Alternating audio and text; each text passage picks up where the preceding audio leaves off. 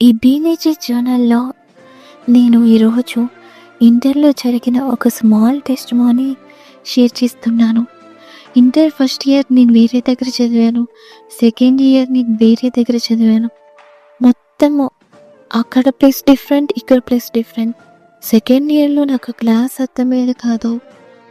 ఒకరు చెప్తే వేరే చేసేదాన్ని. అది గమనించి నా క్లాస్ టీచర్ నన్ను వేరే సెక్షన్‌కి వేశారు.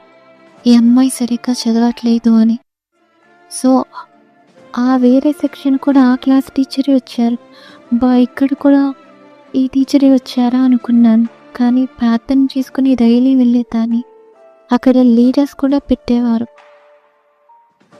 సో, ఒకరోజు నాకు రావాల్సిన లీడర్ రాలేదు. నేను డైరెక్ట్‌గా ఆ టీచర్ దగ్గరికే వెళ్ళాల్సి వచ్చింది. ఎలా ఏంటి అనుకుని ప్రే చేసుకుంటానే ఉన్నాను.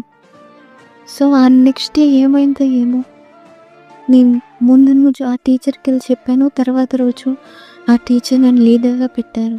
కొన్ని రోజుల తర్వాత పేరెంట్స్ మీటింగ్కి మా మమ్మీ వచ్చినప్పుడు ఆ టీచర్ ఏమన్నారంటే, ఈ క్లాస్లో ఎవరైతే బాగా చదువుతారంటే మీ అమ్మాయి మాత్రమే అన్నారు. నేను చాలా హ్యాపీ అయ్యాను.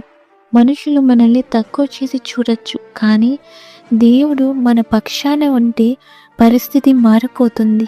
నా జీవితంలో దేవుడు చేసిన గొప్ప కార్యం ఇది. నన్ను ఏ టీచర్ అయితే సరిగ్గా చదవరు అని సెక్షన్ చేంజ్ చేశారో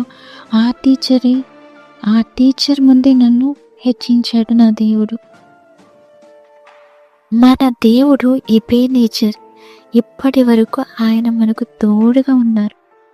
బైబిల్లో ఇలా ఉంది, దేవుడు నిన్ను తలగా ఉంచుతాడు కానీ తూకగా ఉంచడు అని. అది మన జీవితంలో నెరవేరుతుంది ఎప్పుడైతే మనం దేవునితో ఆనుకొని ఉంటే. దేవునికి స్తోత్రం.